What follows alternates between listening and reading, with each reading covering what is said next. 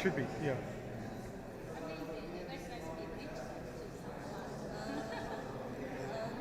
Not that way. We work very hard. Some of us are business owners, yes, but everyone with a trip, they pay by their own.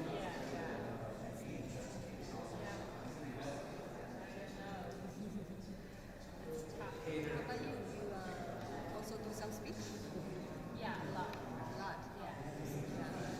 We also do several speech and like I said, we visit different countries. We invite speakers to read Nobel Peace.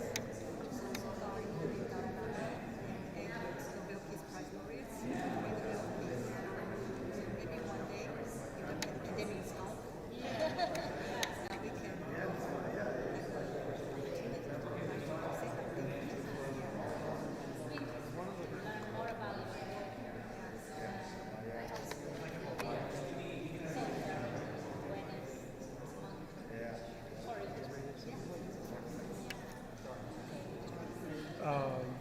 Yeah, I don't know about the screen.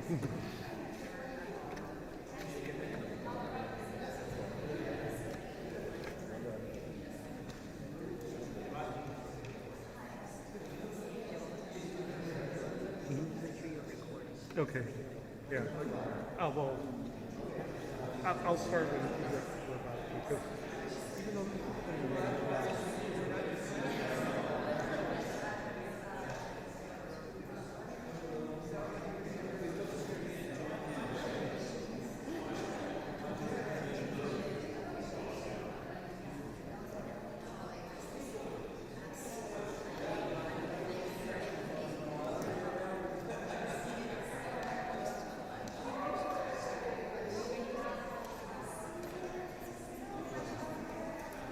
check 1,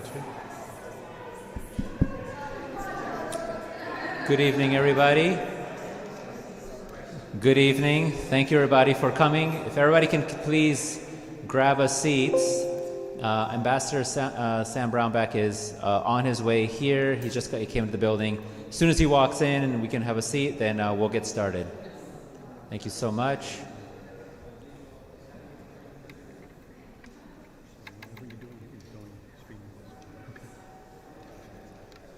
I think we should have enough chairs. 1, 2, 3, 4, 5. 6, 7. Okay, yeah, we have plenty of chairs. We can leave the tables in the back. Okay.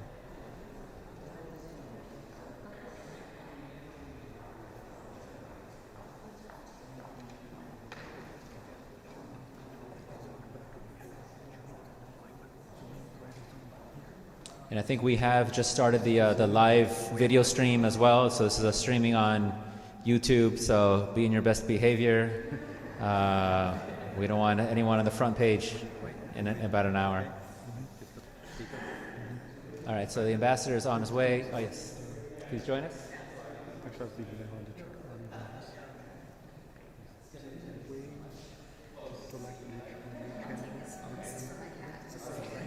link is not very sure. It's the same. It should be. I just sent it again. I think the ambassador is just walking in, so he's being escorted as we speak.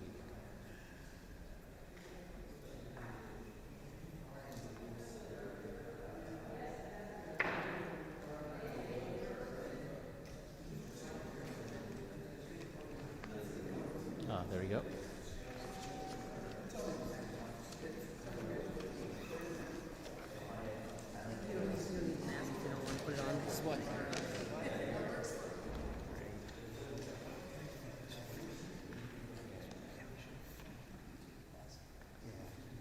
Sam, you can sit over here.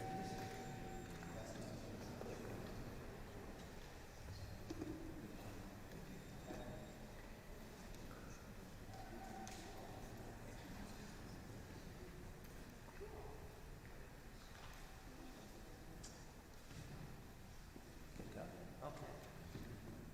Is it ready? Just give me the signal. So.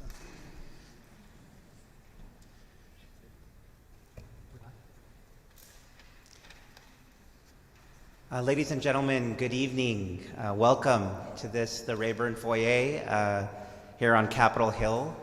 On behalf of the organizers of this inaugural International Religious Freedom Summit, I welcome all of you to this very unique event. We have convened here on Capitol Hill in a very difficult time. During this pandemic, where there's a lot of restrictions, we've still managed to have what I think is one of the first large live events in DC, which is happening just a few miles from here at the Omni, where we're going to have, I think, over 700 people from many parts of the world attend. So that's a tremendous achievement in its own right. And as part of the inaugural summit, I've been asked to help lead the Congressional advocacy effort for the summit. We have, I think, upwards of 70 convening organizations, which is a tremendous number, of all different communities and faith traditions. My name is Amjad Mahmood Khan, and I serve as the National Director of Public Affairs for the Ahmadiyya Muslim community. I teach and practice law in Los Angeles and have been advocating the religious freedom space for a while. Tonight, we're trying something unique, which I haven't seen before, which is an attempt to showcase the power of faith communities working together to advocate for each other. For many years, we've seen persecuted communities very effectively work with member offices here on Capitol Hill and the Senate to advocate for respective causes. And those causes are very important. And we know many beleaguered communities use this work championing the cause of international religious freedom consistent with the objectives of the International Religious Freedom Act of 1998, the seminal piece of legislation that set forth U.S. policy on international religious freedom in a unique way by creating a mandate in office that deals with international religious freedom in the State Department. As we've got to know one another as people of faith who are persecuted, I like to say there are wonderful choruses on Capitol Hill, effective choruses, great voices for people of faith. But what we wanted to attempt to do is to also have a symphony, an ability to conduct a program that brings together diverse voices speaking for each other, the persecuted standing with the persecuted. A very simple but I think powerful symbol that when one persecuted community suffers, we all suffer. It's like we're one body, and when one limb is suffering, we're all suffering. And that I know from personal experience and looking in the eyes of so many of our faith communities who are represented here is very true for each of you as we advocate for each other. We're very delighted to be joined by the two co-chairs of this year's inaugural summit, Dr. Katrina Lantos Swett, who's the president of the Tom Lantos Foundation for Human Rights and Justice, former chair of the U.S. Commission on International Religious Freedom, a scholar, a teacher at Tufts University, and an expert in this space for many years. Daughter of the late Tom Lantos. And Katrina, as I'm standing here, I'm thinking and reflecting, I just got done with a hearing at the Tom Lantos Human Rights Commission, named after your beloved father, and seeing all the great work that his leadership spawned for so many years later. So we're delighted to have Katrina here. And then Ambassador Sam Brownback, a former ambassador at large for international religious freedom. He served in that space for several years in the recent Trump administration. Many people know Ambassador Brownback from his congressional career at the House and the Senate, and also, of course, as governor of Kansas. We're very delighted by his vision for this particular conference, which is religious freedom everywhere for everyone, which we hope is reflected very starkly tonight with the program that we have. So we have a program where we're going to have 10 particular communities standing up for a couple minutes each, speaking for each other. And we hope that once you hear these testimonials, so to speak, you'll get a sense of the breadth and diversity of the communities represented, but more particularly, the seriousness and gravity of the persecution that are faced by so many communities. So before we get there, I invite our two co-chairs to say a few words. So we'll start with Dr. Katrina Lantos Swett.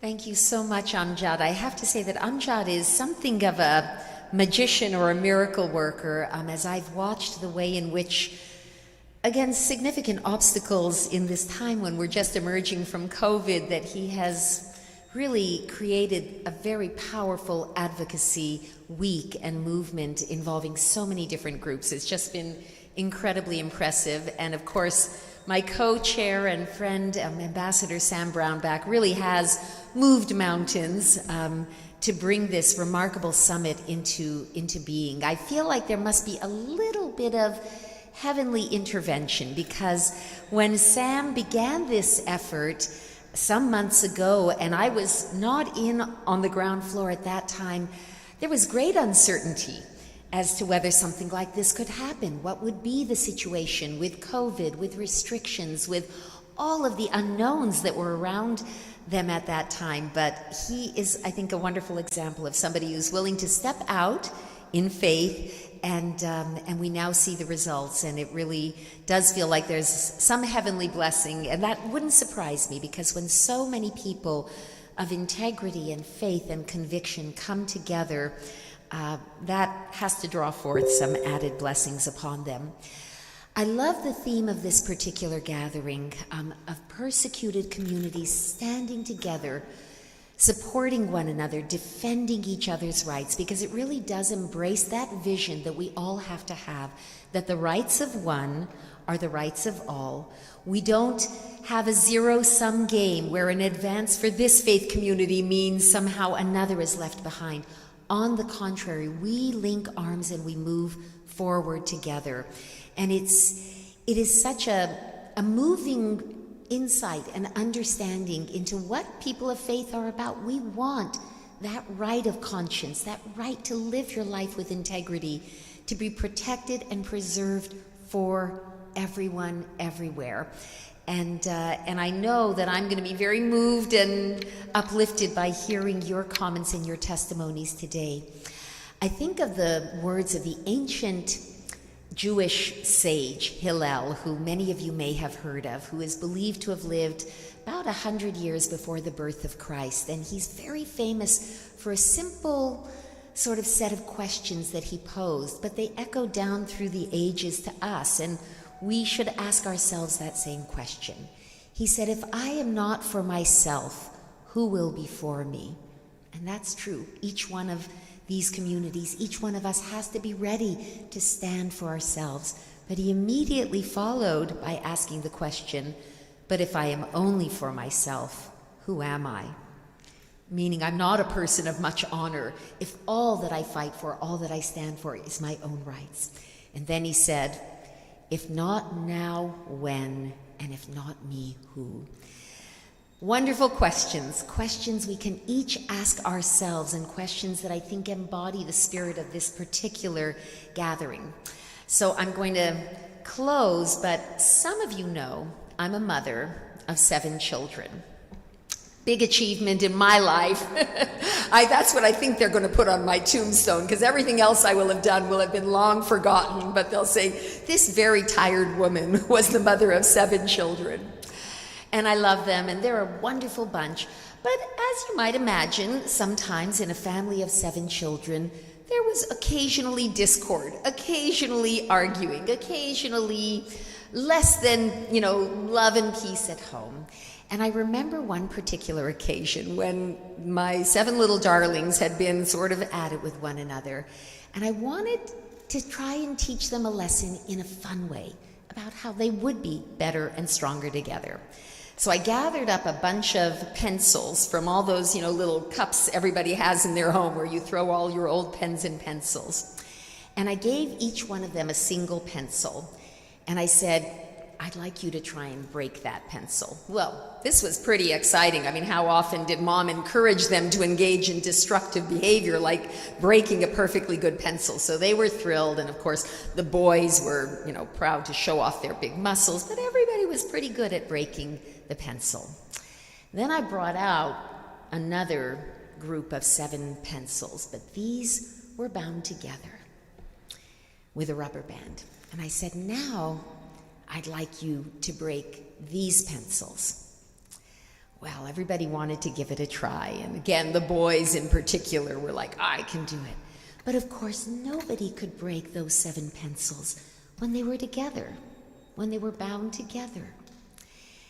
And the lesson I was trying to teach them as a family is, if you are bound together in love and support one another, nothing in life will really be able to break you. And I think that that lesson has relevance to our gathering, to this summit where we come together from such a beautiful multitude and tapestry of faith convictions and communities.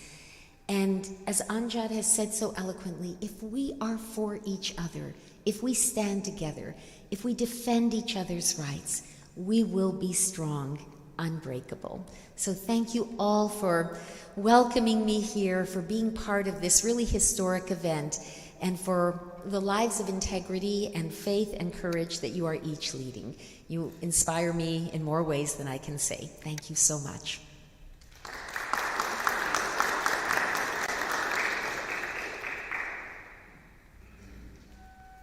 Thanks, Katrina. Those wonderful comments. A pleasure to be here with you.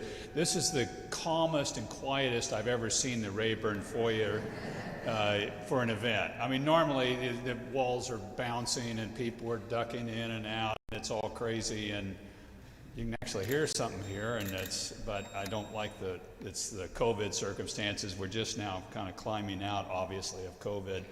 It's been a fabulous event already. Today, there was a press conference held by the head of the World Evangelical Association and the head of the largest Muslim organization in the world, talking about religious freedom and liberty.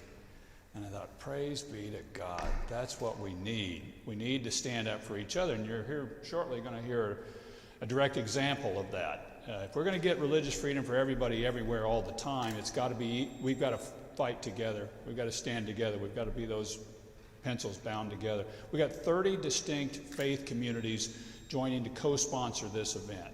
All the major religions are represented here. And I was asking and challenging a group today, what if the heads of these major religious groups started building a relationship with each other, where they actually knew and cared about each other? What wars could we stop in the world? What carnage and killing could we stop, just that alone? But then what if we stood up for each other's fundamental human right to practice your own faith as you see fit? And we meant it. We're going to stand for it. We're going to fight for it. I mean, this is a powerful force. It's a powerful force for good in a world that's headed towards more carnage if we don't stop this clash of civilizations that we're seeing. And most civilizations are built on a religion. They have a body of thought. We've got to fight for each other's right. And if we do, and then build a respectful, loving relationship with each other, we can really show the world what our religion is about. True religion for my faith is caring for widows and orphans.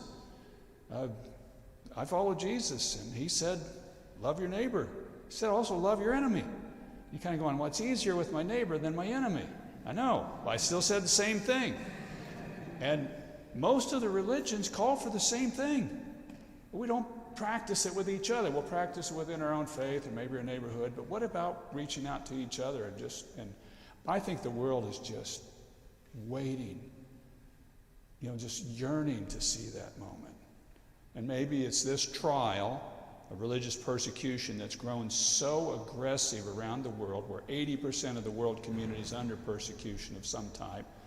It'll force us together to finally say, okay, we found each other, and now let's work together and let's get this done. That's what this summit's all about. That's what you're going to hear about here.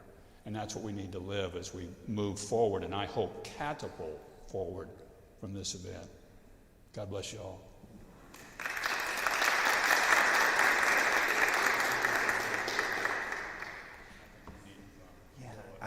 I wanted to thank Katrina and Sam for this. It really means a lot. We're going to have now the faith communities come in. I know Sam and Katrina are so busy for this summit. They spare their time to come here. Thank you so much for that. I appreciate it. On behalf of all the communities, the 10 here, the Sikh community, the Falun Gong, the Yazidis, the Christians, the Shia Muslims, the Hindus, the Ahmadi Muslims, the Jews, Uyghurs, and Rohingya Muslims, who are present, only 10 of the 30 faith communities, but still 1/3 of our force showing here. We thank you and your leadership.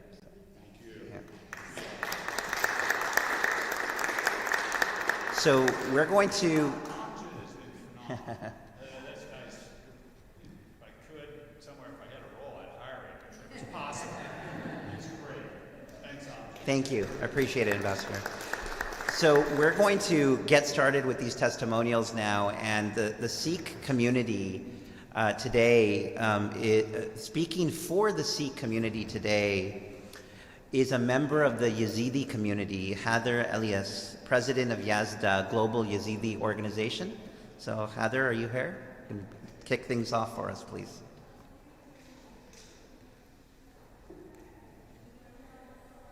Thank you. It's great to be here. I am Haider Elias, president of Yazda Global Yazidi Organization, and I am here to speak for the Sikh community because the persecuted stands for persecuted. The global Sikh community numbers are more than 30 million member-wise, a majority of which are nestled between India and Pakistan today. The Sikh empire once covered Afghanistan, Kashmir, Pakistan, and India, and now in these very countries, Sikhs to this day are viciously persecuted. In Afghanistan, there are systemic practice of killing Sikh males and then targeting women in the community. In Afghanistan and Pakistan, human trafficking of young Sikh girls have been prevalent for decades, and the kidnapping and forced conversion of girls is a major issue and Sikhs face regularly. In India, the rise of religious extremism and racism poses an existential threat to the Sikhs and many other religious communities. And the persecution has even come to Western shores. Hate crimes against Sikhs and workplace discrimination has increased in the United States, United Kingdom, Australia, and many other countries. Most recent was seen in workplace shooting in Indianapolis on April 15 of this year. As a member of the Yazidi community, I stand in solidarity with the persecuted because persecuted religious intolerance anywhere is a threat to religious freedom anywhere. We appreciate America's unparalleled commitment to the international religious freedom and call on its government to take further steps as outlined at the International Religious Freedom Summit to expand these freedoms for everyone, everywhere. Thank you very much. Thank you to Heather and the Yazidi community to speak on behalf and for the rights of the Sikhs today. I now invite Suhag Shukla, the Executive Director and Co-Founder of the Hindu American Foundation, who this evening will be speaking for the Falun Gong.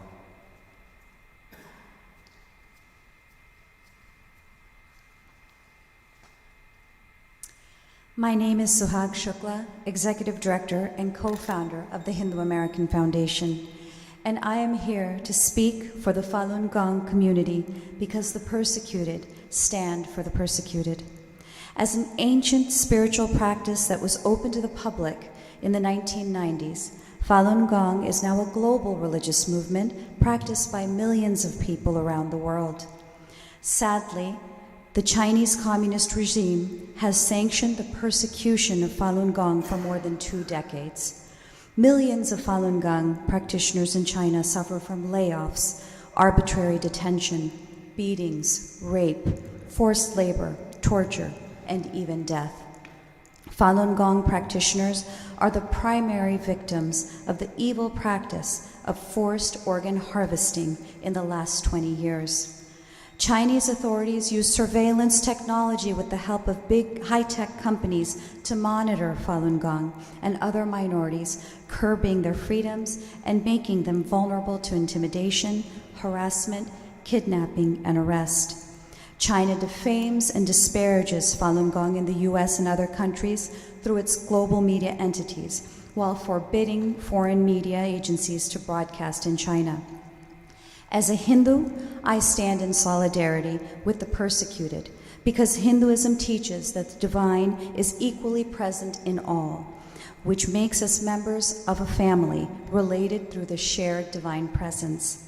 As such, each of us carry a responsibility of treating one another with compassion, generosity, and dignity, and working to alleviate the suffering of others. Religious intolerance anywhere is a threat to religious freedom everywhere. So may all be protected, may all be nourished. Let there be no animosity between us. Peace, peace, peace. We appreciate America's unparalleled commitment to international religious freedom and call on our government to take further steps as outlined at the IRF Summit to expand these freedoms for everyone, everywhere. Thank you. Thank you very much to the Hindu American Foundation and to Suhag for speaking for the Falun Gong this evening. Speaking for the Yazidis tonight is Haris Zafar, National Spokesperson for the Ahmadiyya Muslim community.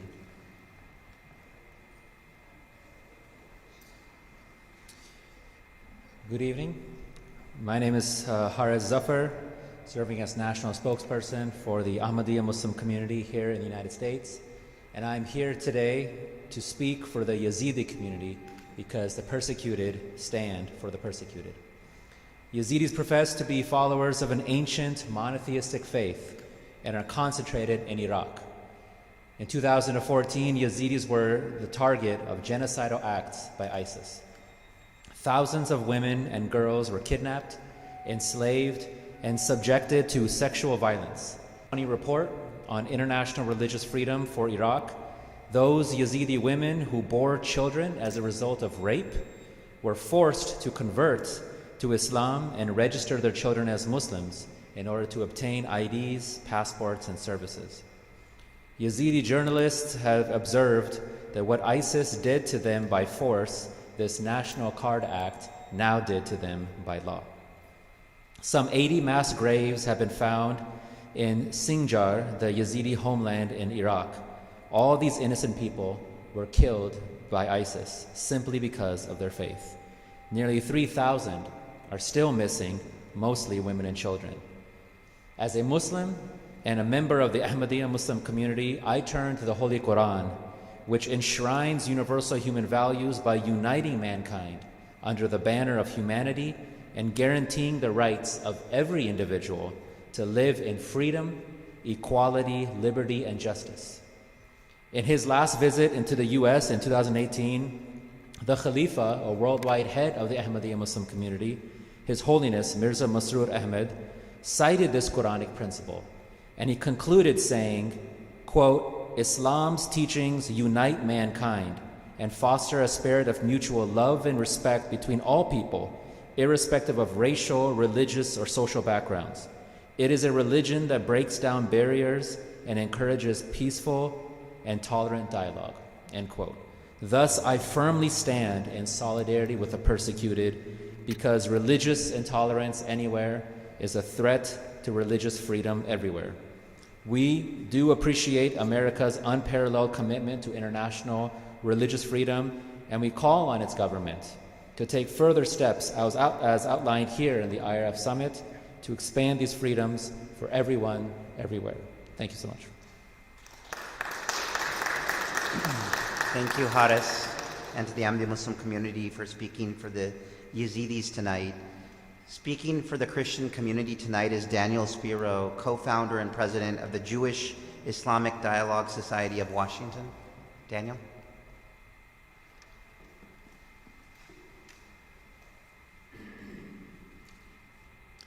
My name is Daniel Spiro, and I'm from the Jewish community, serving as the co-founder and president of the Jewish Islamic Dialogue Society of Washington. And I am here to speak for the Christian community, because the persecuted stand for the persecuted. The global Christian community numbers more than 2 billion and enjoys religious freedom in much of the world. However, in countries such as Iraq, Afghanistan, India, Pakistan, China, and North Korea, Christians often face bitter persecution. In certain parts of Africa, the expansion of ISIS has wiped out religious pluralism, displacing 15 million people, including millions of Christians. Armed groups in sub-Saharan Africa are increasingly using sexual violence as a weapon to destroy religious communities, a heinous crime that goes largely unpunished because authorities label it as, quote, a cultural norm. Surveillance technology is used to spy on the Christian community in China and in other totalitarian countries.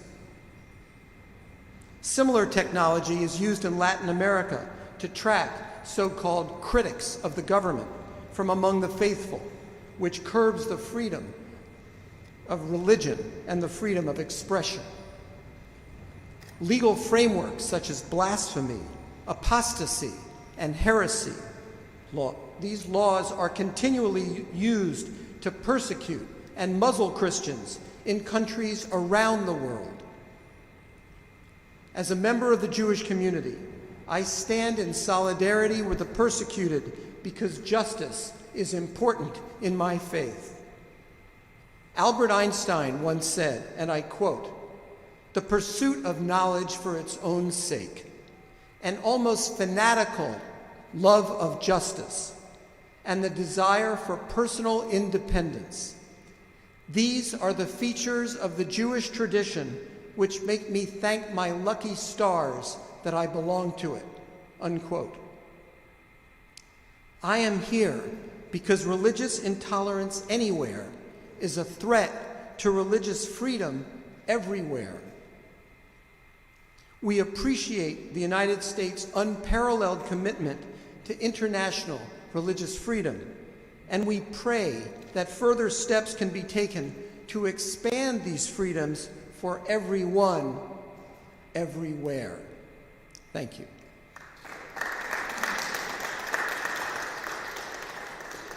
Thank you, Daniel, for speaking for the Christian community tonight. Speaking for the Shia Muslim community, Karandeep Singh of the United Sikhs.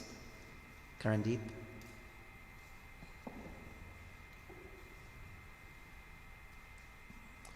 Good evening, everyone. I'd like to start off with saying Waheguru Ji Ka Khalsa, Waheguru Ji Ki Fateh, which is roughly translated to this community built on progressive ideals of equality and equity belongs to God. And the victory of this community belongs to God. My name is Karandeep Singh, and I am with the organization United Sikhs. I am the youth leader for their community empowerment and education development. And today, I'm here to speak for the Shia Muslim community because the persecuted stand for the persecuted and will always stand for the persecuted. Shia Muslims comprise about 10 to 15% of the worldwide Muslim population. Most of the majority of them living in Azerbaijan, Iraq, Iran, Bahrain. Most of them are concentrated within Pakistan, Saudi Arabia, India, and Afghanistan. Shia Muslims are systematically targeted due to their belief in Saudi Arabia, Afghanistan, Bahrain, and Pakistan. Saudi Arabia, for example, arrests, tortures, and executes Shia Muslims, and the most recent victim being Mustafa al-Darwish, who was executed just last month for a protest related to offenses he committed as a minor. In Afghanistan, the Taliban publicly declares the Shia Muslims as infidels, executing Shia men and committing acts of sexual violence against Shia women and children. Bahrain imprisoned many Shia Muslims, even though it is a Shia country, a Shia majority country, for peacefully protesting and demanding fundamental freedoms. In Pakistan, state and non-state actors target activists, doctors, lawyers, and attack Shia Muslim worship centers, killing men, women, and children just for being Shia. As a member of the Sikh community, I stand in solidarity with the persecuted because whenever a Sikh praise, we end it with the idea of Sarbat da Pala, the idea of global wellness, peace, and prosperity. We believe that religious intolerance anywhere is a threat to religious freedom everywhere. We appreciate America's unparalleled commitment in international religious freedoms and call on the government to take further steps as outlined at the IRF Summit to expand these freedoms for everyone and everywhere. Waheguru Ji Ka Khalsa, Waheguru Ji Ki Fateh.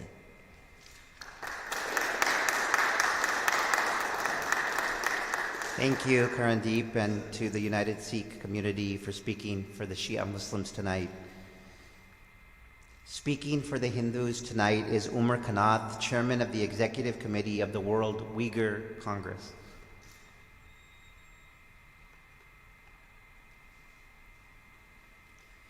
Good afternoon. I am Umar Kanath from the Uyghur community, serving as the Executive Chairman of the World Uyghur Congress and Director of the Uyghur Human Rights Project. I am here to speak for the Hindu community because the persecuted stand for the persecuted. Although they constitute a majority in India, Hindus are bitterly persecuted in the places where they are minorities. In Pakistan and Bangladesh, Hindus are targets of mob violence and killings. Attacks on Hindu homes, temples, and businesses are a regular occurrence. Hindu women and girls are victims of systematic abduction, forced conversion, and sexual violence, often with the complicity of law enforcement and judicial system. In March 2019, for example, Reena and Ravina, two Hindu girls in Pakistan, were abducted, forcefully converted, and married off to Muslim men. But the Islamabad High Court ultimately ruled against the family, and the girls remain with the captors till to this day. The forced displacement and ethnic cleansing of the Hindu populations from their ancestral homes in Afghanistan, Bhutan, Sri Lanka continues with impunity. These populations continue to live as refugees or internally displaced persons or unable to safely return to their homes. As a member of the Uyghur community, I stand in solidarity with the persecuted because religious intolerance anywhere is a threat to religious freedom everywhere. We appreciate America's unparalleled commitment to international religious freedom and call on our government to take further steps as outlined at the IRF Summit to expand these freedoms to everyone, everywhere. Thank you.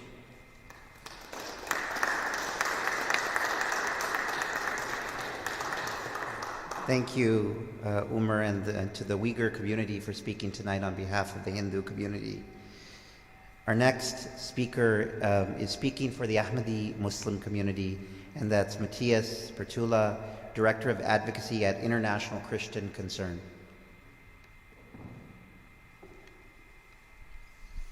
Thank you so much. I'm honored to be here.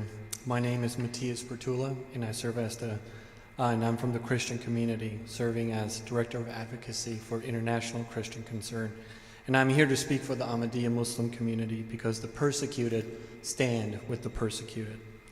Ahmadi Muslims are a peaceful religious community concentrated in South Asia and West Africa, with millions of followers in more than 200 countries. They are also one of the most persecuted Muslim communities in the entire world, vilified, disenfranchised, and even lynched because of their faith. In Pakistan, Ahmadi Muslims are denied their rights guaranteed to all Pakistani citizens solely because of their religion. In order to vote or even to obtain a passport, Ahmadis must either denounce the founder of their community or renounce Islam altogether. This is an impossible choice for the Ahmadi community. As a result, Ahmadi Muslims cannot even vote in Pakistan. Not satisfied with persecuting its own citizens, Pakistan has recently tried to criminally prosecute Ahmadi Muslims in other countries including here in the United States. In the Arab world, South and Central Asia, and elsewhere, Ahmadi Muslims are arrested and detained for long periods of time without formal charges. These prisoners of conscience are denied their due process. As a Christian and a member of the global Christian community, I stand in solidarity with the persecuted because religious intolerance anywhere is a threat to religious freedom everywhere. We appreciate America's unparalleled commitment to international religious freedom and call on this government to take further steps as outlined at the IRF Summit, the International Religious Freedom Summit, to expand these freedoms for everyone, everywhere, all the time. Thank you.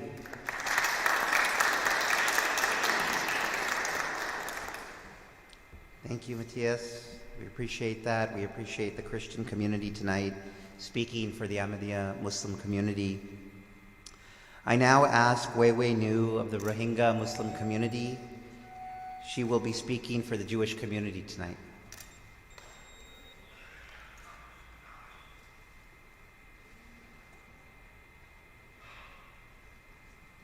Thank you, Amjad. Thank you for the opportunity. My name is Wei Wei Nu from the Rohingya Muslim community. I am a human rights activist from Myanmar. And I'm here to speak in solidarity with the Jewish community because persecuted stand for the persecuted. The long story of Jewish persecution stretched back to the age of the pharaohs. Throughout their history, Jews have suffered persecutions, expulsions, pogroms, and of course the Holocaust, which removed nearly 4 out of every 10 Jews from the earth. Today too, anti-Semitism is on the rise. Jewish count for less than 2% of the America's populations. But according to the FBI hate crime statistic, 60% of the religious-based hate crimes during the year prior to the pandemic were directed at Jewish.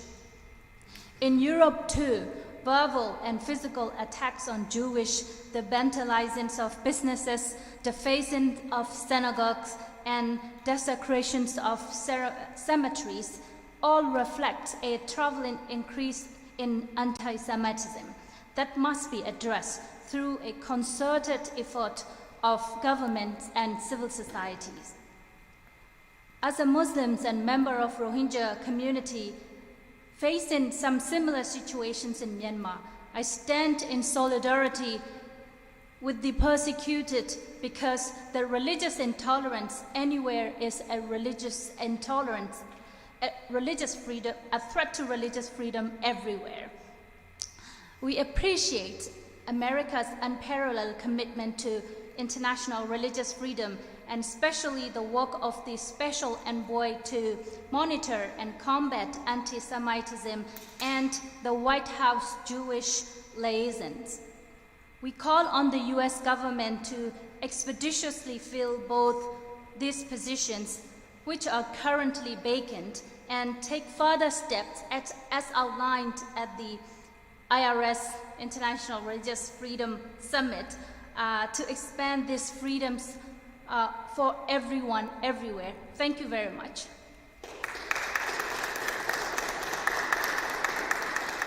Thank you, Wei Wei and the Rohingya Muslim community for speaking tonight for the Jewish community. I now call on Sean Lin, who's the Director of Communication for the Falun Dafa Association of Washington, D.C., speaking for the Uyghur Muslims tonight.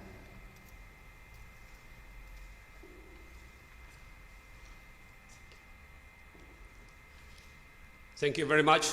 It's my honor to be here tonight. My name is Sean Ling. I'm from Falun Gong community, and I'm also a member of the Coalition to Advance Religious Freedoms in China. And I'm here to speak for the Uyghur community because the persecuted stands for the persecuted. The Uyghurs are a predominantly Muslim ethnic group whose homeland is in East Turkestan in Central Asia.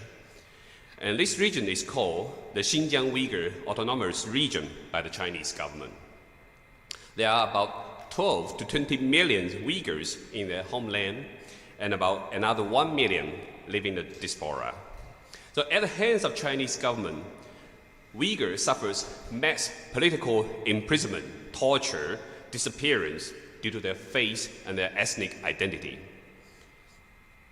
According to the US government, China's action amounts to genocide. Innocent Uyghurs are subject to mass detention, unspeakable brutalities, and death in custody. The Uyghur language is banned in the school, and Uyghurs are subject to state-organized forced labors in the textile, solar, and other industries. The Chinese government has imprisoned and detained at least 630 imams and other Muslim leaders since 2014. At least 16,000 mosques have been closed, and the remaining mosques are purely for show, completely controlled by the Chinese Communist Party.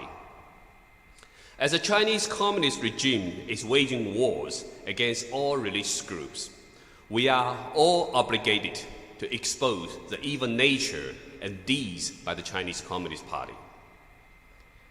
And as a Han ethnic Chinese, I urge all Chinese to break away from the Chinese Communist Party's propaganda, which always teaches hatred and discrimination against Uyghurs, Tibetans, Mongolians, and other minority groups. As a member of Falun Gong community, I stand in solidarity with the persecuted because Falun Gong teaches the universal principle of truthfulness, compassion, and tolerance, which guides our daily lives and improve our spiritual improvements.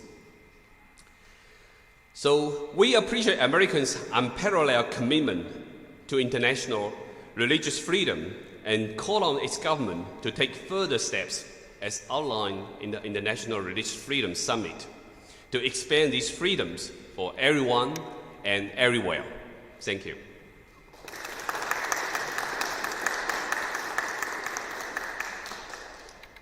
Thank you, Sean. Thank you for speaking for the Uyghur Muslims tonight. Speaking for the Rohingya Muslim community tonight is Mustafa Akhwand, Executive Director of the Shia Rights Watch.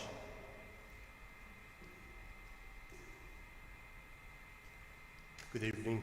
It's an honor to be here. I'm Mustafa Akhwand, Executive Director of Shia Rights Watch, and I'm here to speak for the Rohingya Muslim community because persecuted stand for persecuted. The Rohingya are mostly Muslim ethnic minority native in South Asia. In 2017, Myanmar's military sanctioned a genocide and other mass atrocity against the Rohingya, which displaced more than 700,000 refugees in Bangladesh in 2017 alone. Speaking at the United Nations, Bangladesh President confirmed that there are now 1.1 million Rohingya refugees sheltered in Bangladesh. Per the 2020 report on international religious freedom for Burma, quote, Rohingya remain in Burma continue to face an environment of severe repression and restriction for freedom and movement and access to education, healthcare, and livelihood, end quote. And this is based on their ethnicity and religion. Most members of the military involved in the mass atrocity against the Rohingya Muslims in 2017 are still not being held accountable. And the military continue to commit acts of violence against the members of ethno-religious groups like Rohingya. As a member of Shia Muslim community, I stand in solidarity with the persecuted because this is what Imam Ali, peace be upon him, taught us when he said, people are too kind. Either your brother and sister in faith or equal in humanity. As such, we believe that religious intolerance anywhere is a threat to religious freedom everywhere. We appreciate America's unparalleled commitment to international religious freedom and call on its government to take further steps, as outlined in the IRF Summit, to expand this freedom for everyone, everywhere. I thank you.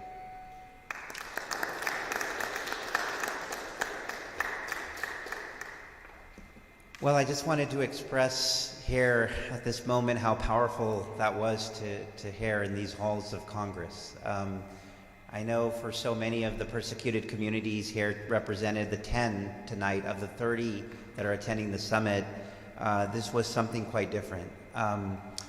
I know the deep pain that so many of our prisoners of conscience from different communities are feeling.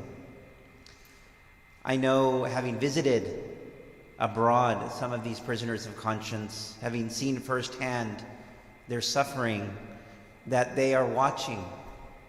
They are watching to see if this light from the United States shines to them, that their plight will be heard, that their voices will be heard, and that they may be set free. They look to this government across political divide, transpartisan, since over a quarter of a century, working to release prisoners of conscience, several of which have been released. We've seen the images of the State Department of our government welcoming prisoners of conscience in the White House. We see our current government also working so diligently and robustly to defend religious freedom. Secretary Blinken released the 2020 International Religious Freedom Report just some weeks ago. And in his remarks, he talked about the fundamental freedom that is religious freedom and how the government is so deeply committed to freedom of conscience and thought, and that these rights also affect other vital freedoms: freedom of expression, freedom of thought and belief, freedom of religion, all of this panoply of rights. So it is really incredible, personally, having advocated for so long, to see that the communities here recognize the plight of others. I wanted to also here share that part of this event is the culmination of a week-long effort that's still going, by the way, this week, of briefing members of Congress and their staff on all issues pertaining to international religious freedom. I'm pleased to report tonight that we have over 300 congressional appointments across all the organizations at the summit. And that's a tremendous achievement, to brief so many offices, and many are coming this week, and to educate the halls of this body and the Senate about the importance of this vital freedom is very, very important. And each of your communities are a part of that.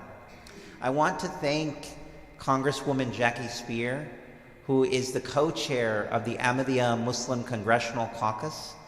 She has been leading the effort alongside co-chairs, first with Frank Wolf, who was one of the original architects of the International Religious Freedom Act, Congressman Ted Poe, and now in the 117th session, Congressman Mike McCall. 34 members of Congress, bipartisan, on religious freedom issues, and her entire staff who is here tonight. We thank each of you for arranging this event, which is so important for us.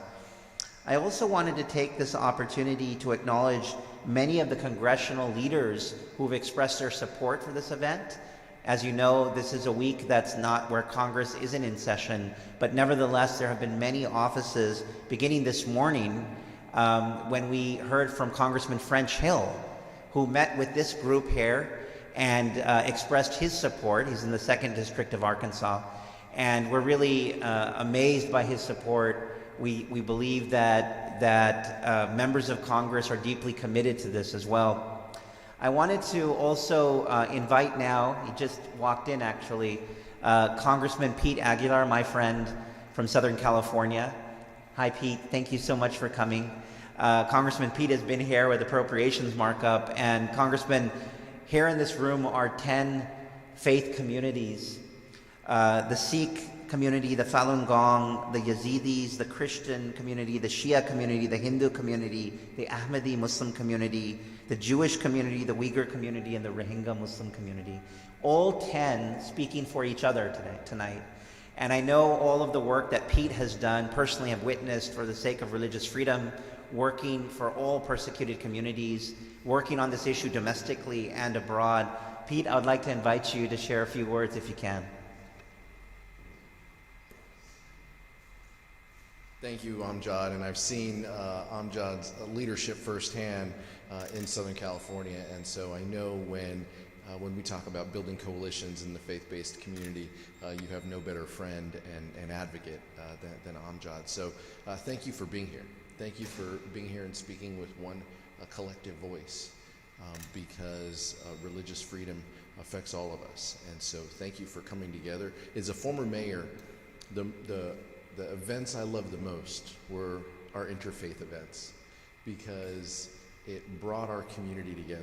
People who normally wouldn't be talking to each other, they would exchange pleasantries, but they wouldn't interact as much with each other as they can and should in a community. And so thank you for coming from all over to be here and to speak with one voice and to carry forward that mission.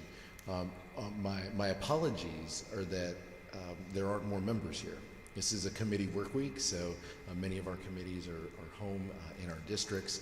The Appropriations Committee is here. We just finished a few minutes ago, but thank you, because normally, and some of you have been here before and you've seen the flurry in the activity pre-COVID, in session times.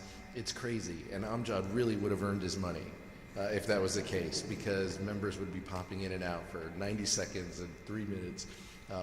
But thank you for being here, and I just wanted to express my appreciation to you for making the trip on something that is so important for all of our communities, because when we speak with a collective voice, when we come together, when we share concerns, we're all better off for it. So thank you for doing what you do and for making this trip, and I appreciate it, and safe travels as you make your way home.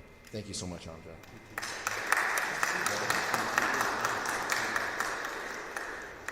Thank you, Pete. We really appreciate that, and thank you for all the work back in San Bernardino County, in the district. We really appreciate it. On behalf of all the communities here, thank you for coming to this event. I also wanted to take this opportunity to acknowledge and invite, actually, the District Chief of Staff, Nate Navala, Congressman Guy Reschenthaler, who's here tonight. Yeah, we just met in the morning as well, and so if you can say a few words, we'd appreciate it, Nate. Thank you. Thank you so much. Congressman Guy Reschenthaler is from Pennsylvania, Western Pennsylvania, 14th Congressional District. He sends you his best. He is in a committee meeting tonight, but wanted to thank you for the invitation to speak and for the invitation to join this week in the advocacy efforts. He asked that I thank you for coming here to Washington this week and for sharing your stories, for being a voice for religious freedom around the world.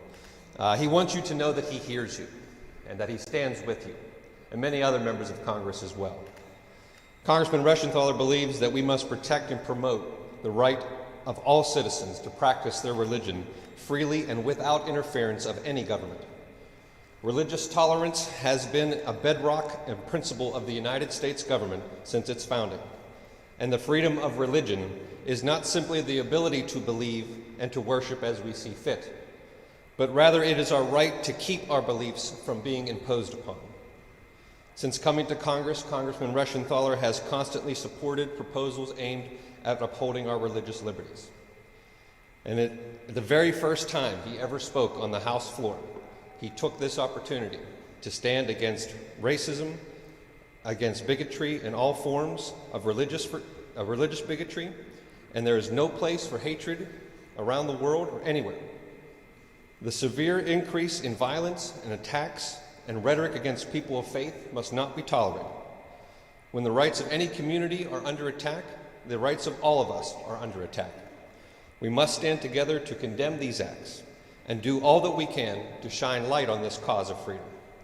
The Congressman thanks you again for your commitment to ensure that all people of faith in all backgrounds can worship freely, and we look forward to participating in your advocacy events here on Capitol Hill. Welcome to Washington. Thank you. Thank you, Nate. Thanks to the Congressman from all of us. We really appreciate those moving words. We're at the end now. I just want to close by acknowledging one point, which is very important. For those communities who aren't in the room tonight, We are thinking of you. We stand in solidarity with you. For all that you're going through, we hope to hear your stories this week, and we hope to speak and advocate for you as well. Tonight, we just got a representative sample of the power of us working in solidarity with the persecuted. Thank you so much on behalf of the entire summit, all the organizers, all the folks who helped make this happen. Thank you for coming tonight. Have a good evening.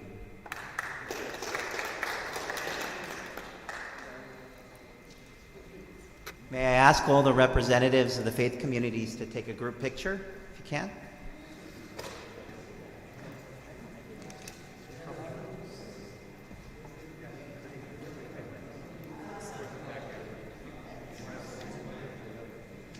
Do you want to kill the stream or keep it going?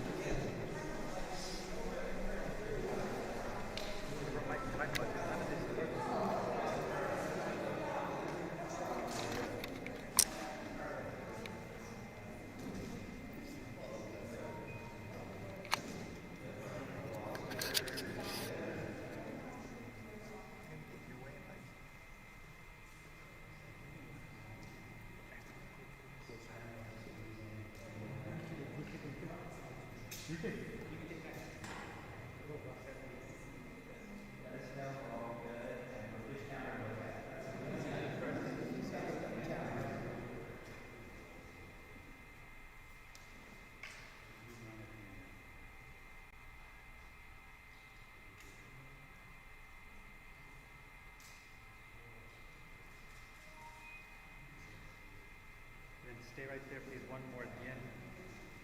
Back up just a minute. There we go.